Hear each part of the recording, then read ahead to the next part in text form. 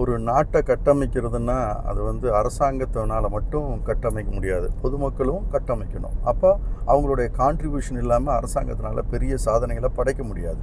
அப்படி இருக்கும்போது உங்கள் வீடு முன்னாடி, உங்கள் கடை முன்னாடி, ரோடு மேலே இருக்கவங்களுக்கு நான் குறிப்பாக சொல்கிறது, அப்படி இருக்கும்போது உங்களுடைய வீட்டு முன்னாடி ஒரு ரோடு போகுது, அப்படி கடை முன்னாடி ரோடு போகுது. ஆனால் கடை ரோடு சுத்தமாக இருக்கும், கடைக்கும் ரோட்டுக்கும் உள்ள இடம், வீட்டுக்கும் ரோட்டுக்கும் இடையில் இருக்கக்கூடிய பகுதிகளை யார் வந்து உங்களுக்கு கட்டமைப்பு பண்ணி கொடுப்பாங்க? அரசாங்கம் கட்டமைப்பு பண்ணி கொடுக்கணுமா?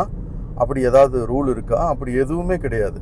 அந்த பர்டிகுலர் பகுதிகளை கண்டிப்பாக அது ஒரு கல்வியாக இருக்கட்டும், ஒரு தனியார் கல்வி நிறுவனமாக இருக்கட்டும், இல்லை ஒரு தனியார் கல்வி கூடமாக இருக்கட்டும், எப்படி வேணால் வச்சுக்கலாம். ஒரு தனியார் வங்கி ஆகட்டும், இல்லை ஒரு தனியாருடைய ஒரு ப்ரைவேட் ப்ராப்பர்ட்டி ஆகட்டும், அவங்க வந்து வரி வீட்டுக்கு தான் கட்டுறாங்க. அந்த வீட்டிலிருந்து இந்த ரோட்டுக்கு எந்த விதமான கான்ட்ரிபியூஷனும் பண்ணுறதில்ல. அதை வந்து அரசாங்கம் செஞ்சு கொடுக்குமான்னா பண்ணாது. அதை வந்து மற்ற கண்ட்ரிலெல்லாம் ரூல் என்னென்னா, அந்த பர்டிகுலர் பகுதி ரோட்டிலிருந்து அவங்க கடை வரைக்கும் இருக்கக்கூடிய பகுதியை அவங்க தூய்மையாக வச்சுருக்கணும். அதை வந்து காங்க்ரீட் ஃப்ளோர் அமைக்கணும், அது தடுக்காமல் இருக்கணும், பெடஸ்ட்ரியன் வேக்கு வழிவிட்டு க்ளீனாக மெயின்டைன் பண்ணணும். இதெல்லாமே அப்ராடில் ரூலாக இருக்குது. ஆனால் இந்தியாவில் நம்ம அதை யாருமே ஃபாலோ பண்ணுறதில்ல. எல்லாமே அரசாங்கம் செஞ்சு கொடுக்கணுன்னு எப்போவுமே வெயிட் பண்ணுறோம், அரசாங்கத்தை குறை சொல்கிறோம், சுத்தம் இல்லாத நாடுன்னு நம்ம சொல்கிறோம் இல்லையா? இப்போ நம்ம ஏன் அதை கான்ட்ரிபியூட் பண்ணக்கூடாது?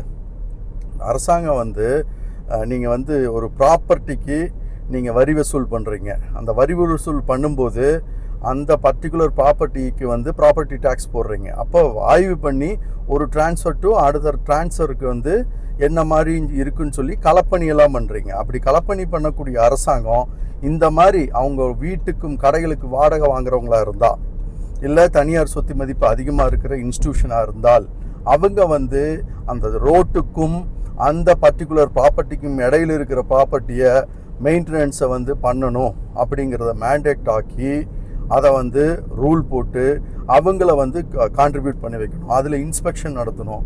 அவங்க பண்ணாதவங்க மேலே அவங்களுக்கு வந்து வரி சுமைகளை இன்க்ரீஸ் பண்ணலாம். அழகாக மெயின்டைன் பண்ணுறவங்களுக்கு வந்து வரியை கம்மி பண்ணலாம். இது வந்து அரசாங்கத்தினால் பண்ண முடிகிற விஷயம். இது அரசாங்கம் ஸ்டெப் எடுக்கும்னு நான் நினைக்கிறேன். அதே மாதிரி பொதுமக்களாகிய உங்கள்கிட்ட என்னுடைய வேண்டுகோள் என்னென்னா, உங்கள் வீட்டுக்கும் உங்களுடைய கடைக்கும் உங்களுடைய இன்ஸ்டிடியூஷனுக்கும் ரோட்டுக்கும் இடையிலான பகுதியை நீங்கள் வந்து ஒரு சின்ன காங்க்ரீட் ஃப்ளோர் போட்டு அழகான செடிகளை வைக்கலாம். இந்த மாதிரி அந்த செடிகளை சுற்றி ஒரு செங்கல்லாம் வச்சு ஒரு சின்ன ஒரு அழகுப்படுத்தலாம். இப்படியெல்லாம் பண்ண வேண்டியது நம்மளுடைய கடமை.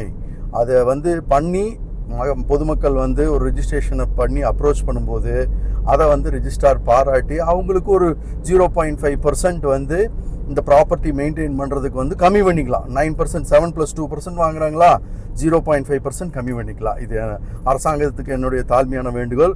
பொதுமக்களுக்கு வந்து அப்படி பண்ணாதவங்களுக்கு 7+2 பொதுவாக 7+3% போடுங்க, இல்லை 7+5% போடுங்க. அந்த மாதிரி வரிச்சுமையை நம்ம வந்து ஃபைன் அண்ட் பெனால்ட்டியில் காமிக்கணும். இதனால் வந்து சுத்தமான, சுகாதாரமான, பசுமையான ஒரு தமிழ்நாடு மலரும் என்று நான் நம்புகிறேன். இதை வந்து இந்த வேண்டுகோளை நான் வந்து வருமான வரித்துறை, அது மட்டும் இல்லை முதலமைச்சரின் கவனத்துக்கும் நான் கொண்டு செல்கிறேன். இந்த பதிவு மக்களுக்கான பதிவு. நன்றி. மக்கள் குரலாக ரவிக்குமார்.